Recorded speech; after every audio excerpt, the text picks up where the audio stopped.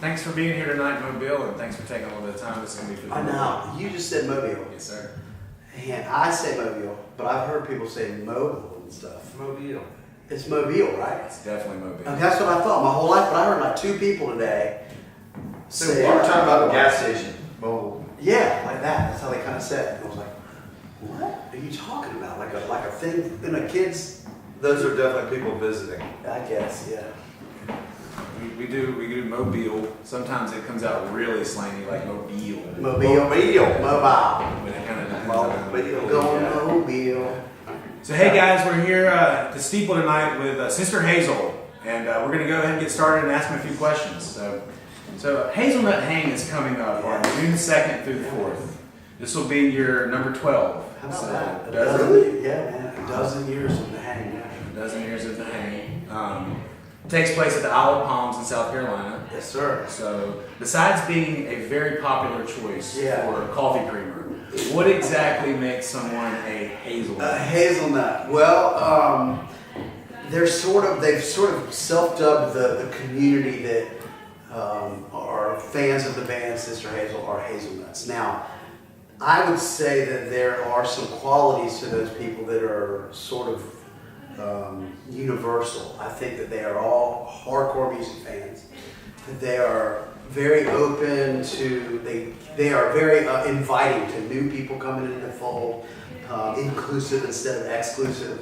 They are fun-loving people, and they are super supportive, not just of the band, but of each other. I mean, we've had hazelnuts donate kidneys to other hazelnuts.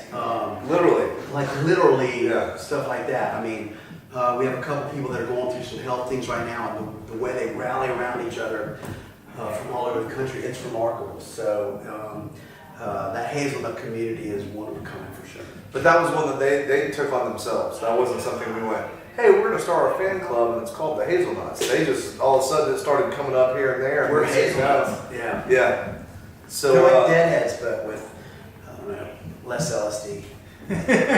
are you sure? Slightly less.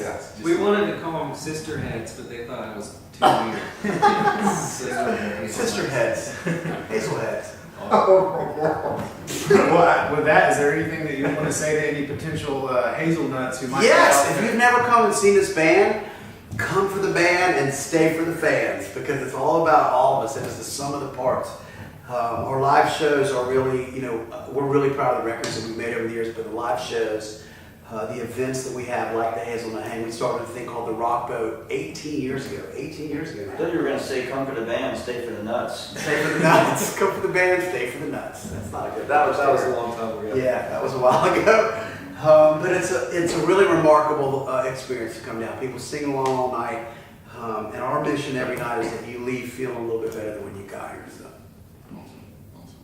So Lighter in the Dark, like your lucky number 13 Lucky album, number 13, came out and has done really well as a country album. yeah. So It's done well as a lot of things. It was number 12 rock record.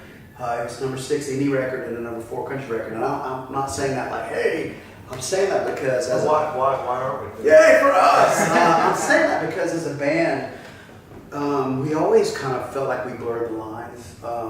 We're just sort of a southern music creature, we're storytellers. We have big harmonies and slide guitars, and there's elements of rock and elements of southern rock and elements of country, and all those things. And we always have just kind of, people go, what kind of music y'all play?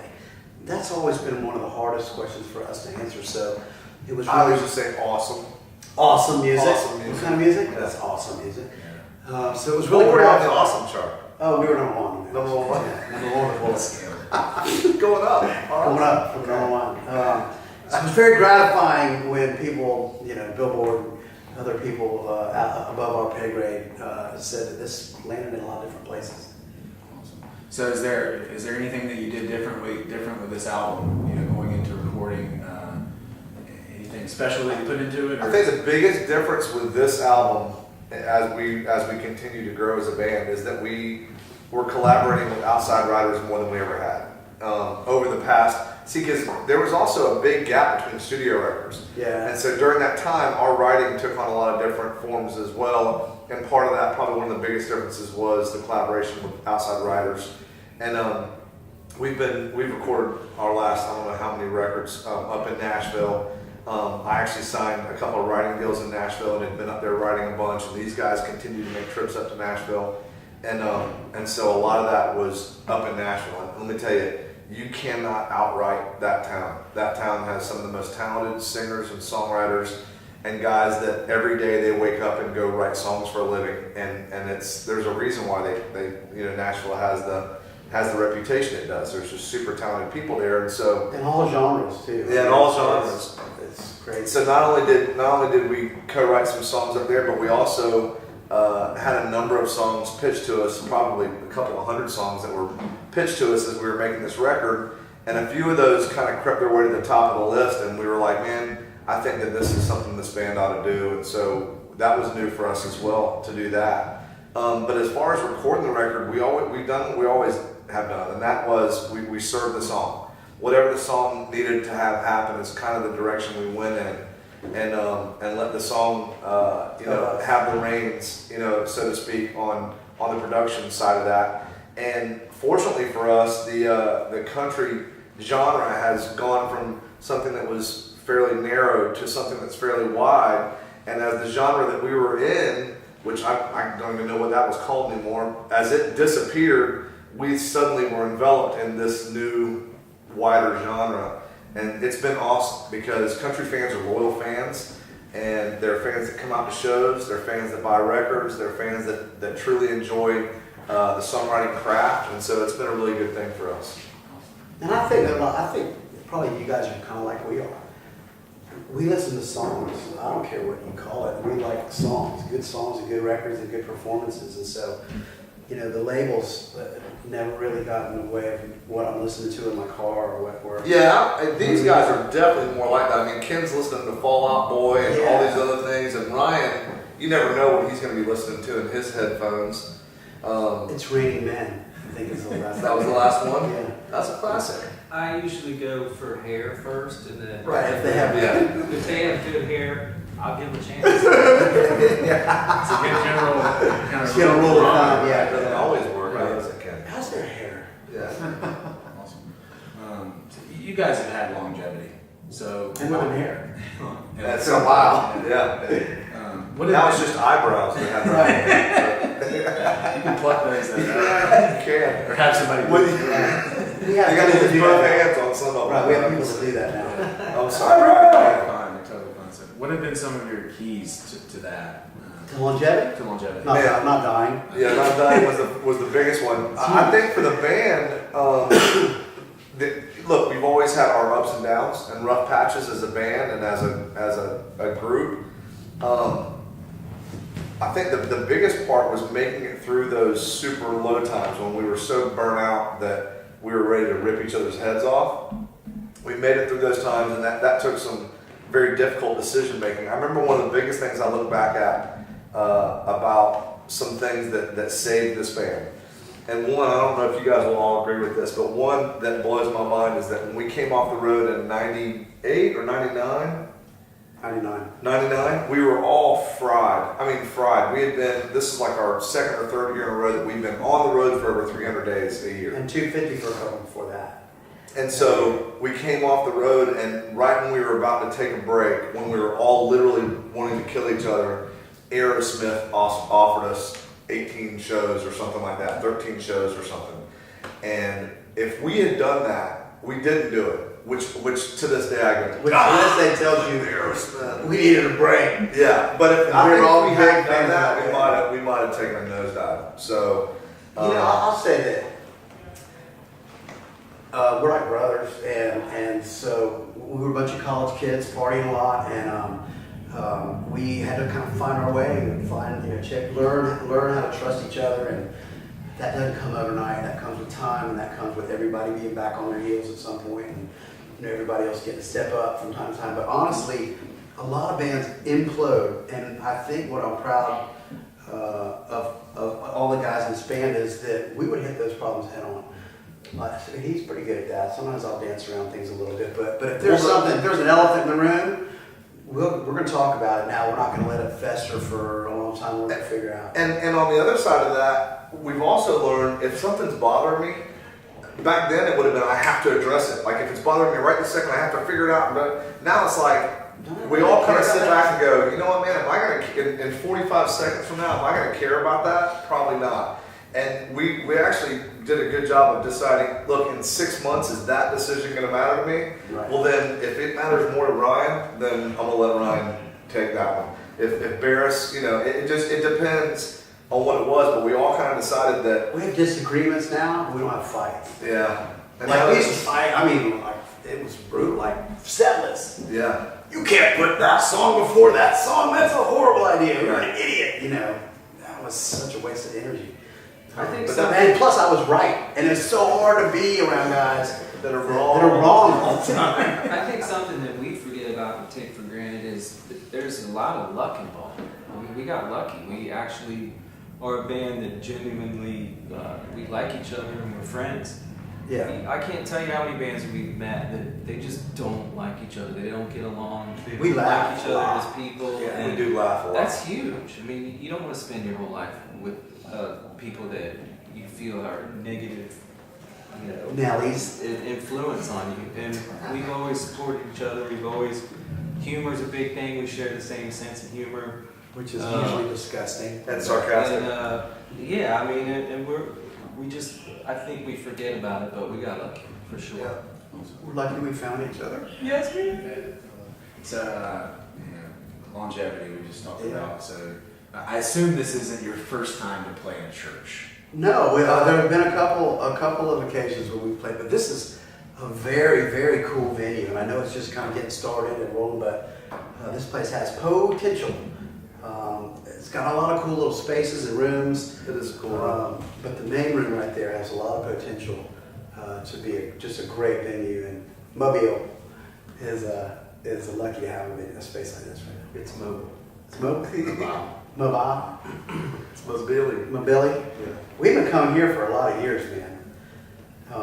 Mardi Gras stuff and It's not Played at O'Daly's 2 years ago. yeah, Soul Kitchen and festivals, Bay Fest. We did that a couple times and That's not true.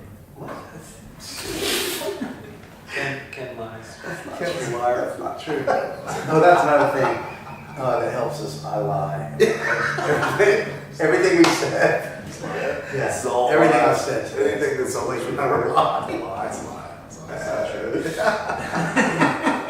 Where is it? Yeah. So in December, you guys did a live DVD unplugged from Daryl's House Club. Mhm. What was it like working with Daryl at such a cool location? Well, you know, the space is great. The people were great. The guy, the engineer, what was that guy's name? Mark? Here, Peter. Daryl named Yeah, Daryl. It's Daryl's house.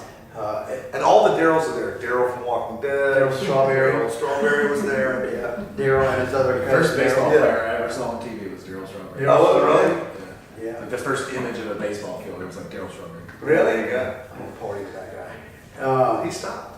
Yeah, he stopped. We missed that window, I think. But the thing about that Daryl's Clubhouse up there is that it's music lovers. It was art. We walked in that room and it was like, this is what we love. I mean, everyone in there was, you could tell stories, you could get that good energy, and the production was great. So we had a great time up there, and the record came out great. So Sister Hazel Williams Yeah, passed away last year, she did. for whom you guys were named. So you probably get, where'd your name come from? Yeah. But I think it's appropriate to ask, what inspired you originally to use that name as your own? Well, we were looking for something that Thank you for the way that you asked that. you asked that. Yeah. Thank you. Yeah, man, that was framed really well. Yeah, it was nice. Now That he's was, going to give you a 30-minute answer. I'm going to go to use the restroom. I'll be back in a little. we You wouldn't have missed anything. I'll try to be brief about that, but I love that lady. We all love her very much, and we were looking for something that represented unconditional regard for everybody, and we're all kind of community-oriented guys, and we were looking for all kinds of different names. Andrew wanted to use Matchbox 20, and he said that's a stupid name. That'll never work. But we talked about Sister Hazel because she embodied in our town. She worked with the homeless and the less fortunate, and regardless of religion or race or education or finances, she gave us a safe, one place to get back on your feet. And we thought that spirit meant a lot. Now, I didn't know she was even around anymore. We kind of looked for her. We'd already been a band a year and a half or so, and she called up and said she had been in Haiti and Belize running missions, and came back to town and saw her name up on every club, pub, coffee house, pizza parlor. Wanted to know what we were all about, so we met her. We gave her a little bit of money all the way until the end of her life for her causes, which was primarily feeding the hungry. The last mission she had was working with the children of the incarcerated, and we also got a $50,000 award from 5 Hour Energy Drink that we kind of hooked up that she was able to use for some of her causes. And she's a neat lady, and we're still trying to carry that towards a little bit. Our halo's a little bit crooked, but we loved her, what she did, and we hope that we brought some good publicity to her as well. And she loved you. Anyway. She loved us anyway, no doubt about it, no matter what. So you guys are competing in a 100-mile relay called the Keys 100 Ultra Marathon to raise money for the Cancer Foundation. I want to know who's going to win. Who's going to win here? Well, it's not Yeah, they're gonna carry us. Well, it's not. We're not competing like against ourselves within the band. Like the band is competing against other teams, but really we're not really competing. We're just trying to finish at this point. So I was kind of the runner in the band who'd done some other races and done some halves in the marathon. And We've had the runners. okay. So He's 50. That's the Keys 100 is actually 3 individual races. There's a individual 100-mile race, there's a 50 individual, and then there's a 100-mile relay. And I was going to enter last May the 50-mile race because I wanted to see how far I could push myself. And Jet here had a couple friends down in the South Florida area that had done the race, and he had the crazy idea that we were going to convince these guys down there to run 100 miles. And he said, yeah, let's do it, we'll get them. And so a month passed, another month passed, and we hadn't really gotten any takers yet. And then basically just put a gun to their head and said, you're doing this or else. That is not fair because I was all about it. I didn't come up with the idea, but I was on board right off the bat. I don't know about that. I was not. I was not. Are you really? That's really how y'all are gonna go down? Yeah, The important part is what we're doing. Wow. Now he's lying on camera. Lies. we've got 3 weeks until we race. May 20th is the race, and for a good cause. I'm not doing it now. We're going to raise money for cancer research, and yeah, we've been training really hard for it. And it's we've had a lot of challenges in our career, and this seemed to me like one that was a physical challenge, something totally different in our 20 years of being a band. And I saw that as an opportunity for us to have one more goal and one more thing to accomplish, and also kind of a cool thing to inspire other people, maybe some of the hazelnuts, or just, if we can get up out of the tour bus at, 5 in the morning and train on the road, and, maybe somebody else at home might be able to. And so, all those things just seemed like it was a win-win for us to go after this. And let me tell you, it has not been a fun process training. Mark loves running, but the rest of us have been, doing it for the goal. And it's tough. It's been tough, and it's going to be hard that day. But we're really excited about the opportunity and the challenge and overcoming that as a team. One word: chafing.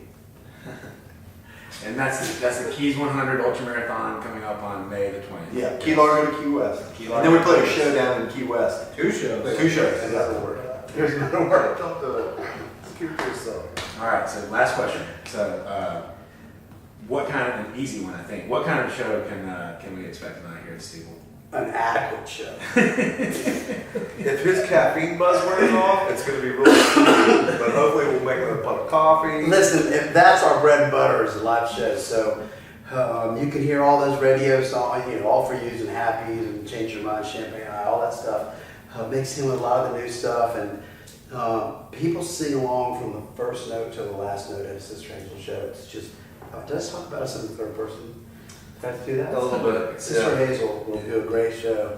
It's still the favorite. It's still our favorite part of what we do is getting up on stage and playing live. I think that's something that has always connected with an audience for us, is that we're genuinely having fun on stage. Now, don't get me wrong, there are some nights when one of us might not be having as much fun as the rest of us, but for the most part, the band has a lot of fun on stage playing live.